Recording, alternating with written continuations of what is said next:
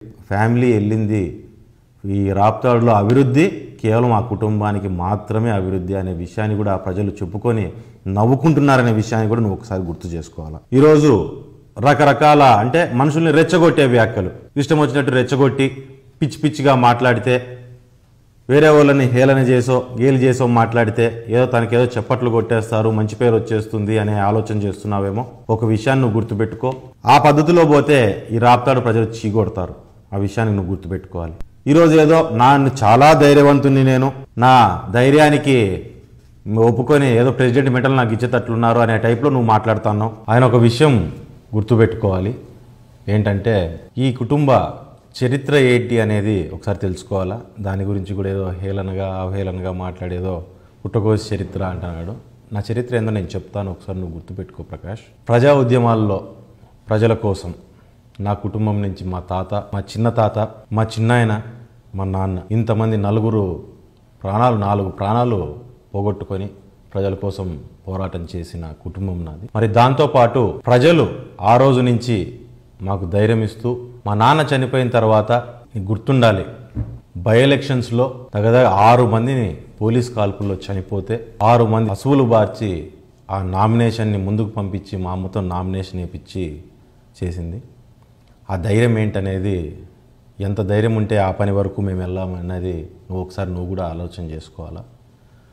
ఆ రోజు పరిటాల శ్రీరాములు గారు కావచ్చు, సుబ్బయ్య గారు కావచ్చు, వారితో పాటు చనిపోయిన లింగన్న కావచ్చు, లేకపోతే రామాంజనేయులు కావచ్చు, మరి ఆ రోజు అక్కడ ఆపద పొంచి ఉంది అని చెప్పి తెలిసినా కానీ దాన్ని చూద్దామని చెప్పి దానికి ఎదురెళ్ళిన వ్యక్తులు అనే విషయాన్ని ఆ ప్రాంతంలో చరిత్ర చెప్తుంది. నీ పార్టీలో కూడా చాలామంది ఉన్నారు ఆ రోజు వాళ్ళతో పాటు తిరిగిన వాళ్ళు.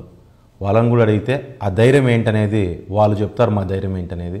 మరి దాంతోపాటు పరిటాల హరీంద్ర గారితో కూడా ఆ రోజు పనిచేసిన వాళ్ళు చాలామంది, పార్టీలో వాళ్ళు కావచ్చు, ఆ చుట్టుపక్కల వాళ్ళు కావచ్చు, నీతో పాటు నీకు తెలిసే ఉంటారు. వాస్తవంగా మా మిత్రులే కాదు, మా శత్రువులను అడిగినా చెప్తారు ఆ ధైర్యం అంటే ఏ రకంగా ఉంటుందనేది. వెళ్తే ఎన్కౌంటర్ చేస్తారని చెప్పి తెలిసినా అక్కడికి వెళ్ళిన వ్యక్తి పరిటాల హరీంద్ర అనే విషయం గుర్తుపెట్టుకోవాలి. గవర్నమెంట్ మారినాక వరుసగా 40 మందిని చంపితే కూడా బయటికి పోతే చంపుతారు, ఊరు వదిలి వెళ్ళిపో అంటే కూడా ఉంటే ఉంటాను, సస్తాను, ఊరు వదిలి పిరికోలాగా నేను వెళ్ళను అని చెప్పి నిలబడి ప్రాణార్పించిన మా నాన్న గురించి శత్రువుని అడిగినా చెప్తాడు, మిత్రుని అడిగినా చెప్తారు. ఈ విషయాలని నువ్వు బాగా గుర్తుపెట్టుకో.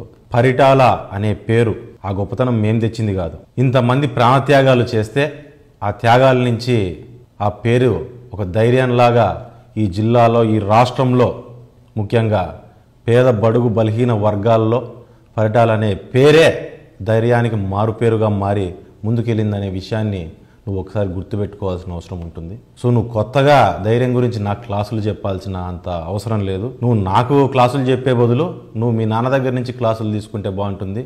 నువ్వు మీ నాన్నని మీ అన్నని అడుగు. ఇంకా పాసిబిలిటీ ఉంటే ఆర్ఎన్బి ఆఫీస్కి వెళ్ళి ఆర్ఎన్బి గోడలను అడిగితే, ఇంకా నీకు పాసిబిలిటీ ఉంటే మా నాన్న చెప్పులు అట్లే పక్కన పెట్టిన ఎడంకాలు చెప్పును అడిగితే, మీ నాన్న చెంపను అడిగితే తెలుస్తుంది కరెక్ట్గా నీ ధైర్యం ఏమాత్రం ఉంది అనేది. సో కాబట్టి పిచ్చి కూతలు, కారు కూతలు కూయడం ఆపేసి ఏదైనా సరే కరెక్ట్గా పనికొచ్చే మాటలు మాట్లాడాల్సింది నిన్ను కూడా కోరుతున్నాను.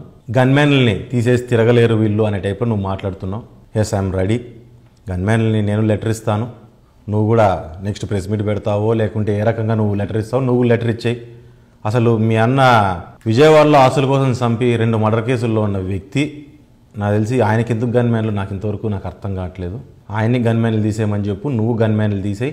గ్రామాల్లో లేకపోదాము, మనమేం కొట్టుకొని పొడుచుకోవడానికి కాదు, గ్రామాల్లో ప్రజల సమస్యల మీద పోరాటం చేయడానికి పోదాము.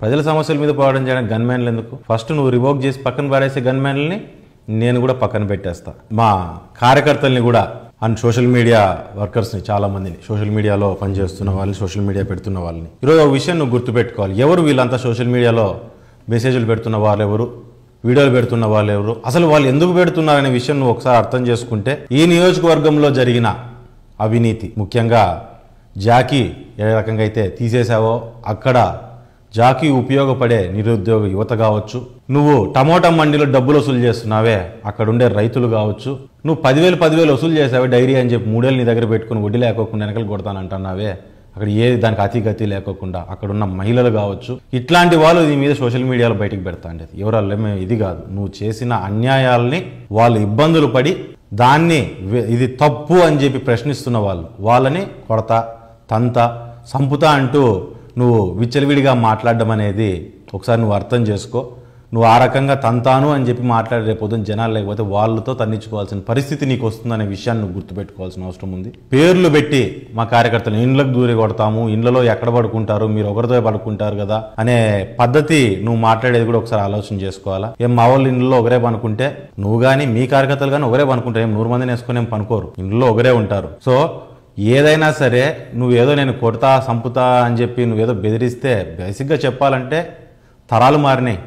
ఇట్లాంటి బెదిరింపులు విని విని విని ఆ ప్రాంతం విసుగొచ్చేసి తరాలు మారిపోయినాయి. ఆ తరాలు మారిన డైలాగ్ని మళ్ళీ తిరిగి చెప్పొద్దు, ఎవరు ఈడ వినే ఓపిక లేదు. అండ్ నువ్వు కొడితే కొట్టించుకొని ఊరికే ఉండే అంత దీంట్లో కూడా లేరు. ఇక్కడ ప్రజలు చాలా చైతన్యవంతులు, చాలా ధైర్యవంతులు. ఆ ధైర్యం ఇచ్చారు కాబట్టి మేము 25 ఏళ్ళు రాజకీయం చేయగలిగాము. ప్రజలే ధైర్యం అని మేము ముందుకెళ్ళాము. సో ధైర్యం గురించి, మా వాళ్ళని కొట్టేదాని గురించి నువ్వు మాట్లాడేటట్టుంటే ఆ ధైర్యం ఏదో మేము చూపించడం మొదలు పెట్టామంటే మా ఉండే ధైర్యాన్ని 1కి 10 దెబ్బలు నువ్వు కూడా తినాల్సి వస్తుంది ప్రకాష్. నువ్వు ఇదే పద్ధతుల్లో పోతే, ఇదే పద్ధతుల్లో నువ్వు వాళ్ళని ఇబ్బంది పెట్టి వాళ్ళని కొడతానంటే వాళ్ళకి పడే ప్రతి దెబ్బ నీకు నీ చెంచగాల మీదకి వస్తుంది. ఆ విషయాన్ని నువ్వు గుర్తుపెట్టుకోవాల్సింది కోరుతున్నావు. వీళ్ళకి రక్త చరిత్ర ఉంది, నువ్వు 100 మందిని చంపిన మళ్ళీ నాకు అంత ధైర్యం లేని వాళ్ళు మేము 100 మందిని చంపే ఆరోపణ నువ్వు ఎట్లా చేయగలుగుతావు మా మీద నాకు అర్థం కావట్లేదు. ఒకవేళ నిజంగా మేము 100 మందిని చంపి నింటే ఆ రోజు నువ్వెక్కడికి పోయినావు మాకు అర్థం కావట్లేదు. నువ్వు ఎట్లా మిగిలిపోయినావు, 100 మందిలో నువ్వు పేరు ఎట్లా లేకుండా పోయిందనేది ఒక విషయాన్ని నువ్వు బాగా గుర్తుపెట్టుకోవాలా. మాదేదో రక్త చరిత్ర, మేమేదో 100 మందిని చంపామనే దానికంటే కూడా ముఖ్యంగా ఈరోజు సందర్భం వచ్చింది కాబట్టి నేను చెప్తున్నాను. కార్ బాంబ్ ఇన్సిడెంట్ని ఒకసారి మనం గుర్తు చేసుకోవాలి. నవంబర్ 19వ తారీఖున కార్ బాంబు హైదరాబాద్లో కార్ బాంబు జరిగింది జూబ్లీహిల్స్లో. ఆ ఘటన చాలా వరకు అందరికీ తెలిసే ఉంటుంది. దాంట్లో గత నెల రోజుల నుంచి ఆ కేసు ఆ రోజు స్ప్లిట్ అయ్యి 4 ముద్దాయిలు పక్కన ఉన్నారు. దాంట్లో A15గా తోబుదుర్తి రాజారెడ్డి, రాజశేఖర్ రెడ్డి అంటే ప్రకాష్ రెడ్డి వాళ్ళ అన్న ముద్దాయిగా ఉన్నారు. ఆయన ముద్దాయిగా ఉన్నప్పుడు మాకందరికీ నోటీసులు వచ్చినప్పుడు నేను కూడా వెళ్ళి, ఎందుకంటే ఈ కేసు చాలా రోజుల కిందట జరిగింది, అంటే నాకు కూడా ఊహ తెలియని వయసులో ఉన్నప్పుడు ఈ కేసు జరిగింది, ఆ టైంలోనే క్లోజ్ అయిపోయింది. సో దాని గురించి పూర్తి స్థాయిలో ఇన్ఫర్మేషన్ అనేది నాకు లేకపోవడం వలన వెళ్ళిపోయి అక్కడికి మొత్తం అంతా కేసు అంతా తీసి ఆ కేసులో ఉన్న మొత్తం ఫ్యాక్ట్స్ అన్ని, మొత్తం కేసు ఏ రకంగా ఉందనేది అంతా చదివి అంత చూసిన తర్వాత మరి అప్పట్లో ఉన్న సిఐడి ఆఫీసర్లను కావచ్చు వాళ్ళందరినీ అడిగినప్పుడు ఆ కేసు చూసినప్పుడు దాంట్లో కొన్ని నిజాలు బయటకు వచ్చాయి.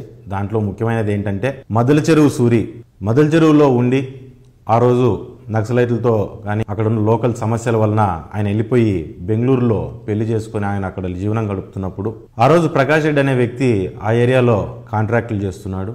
ఇమ్మీడియట్గా ఆయనకు సంబంధించిన మరొక సమీప బంధువు ఆయనకు వాళ్ళందరూ వెళ్ళిపోయి సూరిని ఏ విషయానికైనా సరే నీకోసం మేమున్నాము, రవిని చంపడానికి మేమందరం నీకు సపోర్ట్ చేస్తామని చెప్పి ఏదో ఆయన ఫ్యామిలీని ఆయన లీడ్ చేసుకుంటూ ఆయన ప్రశాంతమైన జీవితం గడుపుతా అంటే ఆయనని రెచ్చగొట్టి ఖచ్చితంగా కారు బాంబు పెట్టాల్సిందే అని చెప్పని అందరినీ అన్నీ సమకూర్చి జెల్టిన్ సమకూర్చి ముఖ్యంగా నువ్వు అక్కడ నుంచి తీసుకొని వచ్చి జూబ్లీహిల్స్లో కార్ బాంబ్ బ్లాస్ట్ చేయించి ఆయనతో దగ్గర 26 మంది చావుకి కారణంలో మొట్టమొదట ఆద్యం పోసిన వాడు ప్రకాష్ రెడ్డి అనే విషయాన్ని నువ్వు మర్చిపోయావేమో, కానీ కోర్టు పేపర్లు ఇంతవరకు మర్చిపోయింది లేదు. మళ్ళీ ఆ రోజు ఆ రకంగా జరిగిన తర్వాత మీ 3 అన్నదమ్ములు పేర్లు ఆ కేసులో ఉన్నాయి. నువ్వు సంబంధం లేదు, నా కేసులో నా శిక్ష పడలేదు అని చెప్పి నువ్వు మాట్లాడవచ్చు.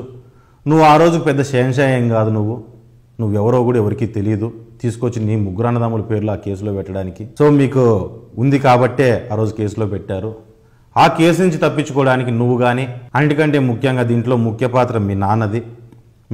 మీ అంతా కలిసి కేసులో ఉన్నవి సిఐడి వాళ్లకు ఇంటర్నల్గా సీక్రెటివ్గా లోసెన్స్ అయ్యి ఆ రోజు కేసులో ఉన్న విషయాలన్నీ ప్రతి ఒక్కటి అన్నీ చెప్పి ఆ రోజు నువ్వు బాంబు పేల్చడానికి కారణం నువ్వే, మళ్ళీ సూర్యుని మోసం చేసి శిక్ష మోపించిన ఘనత కూడా నీకే దక్కుతుంది అనే విషయాన్ని కూడా నువ్వు ఒకసారి గుర్తుపెట్టుకోవాలా. గుర్తు చేసుకో ఒకసారి ఇవన్నిటిని.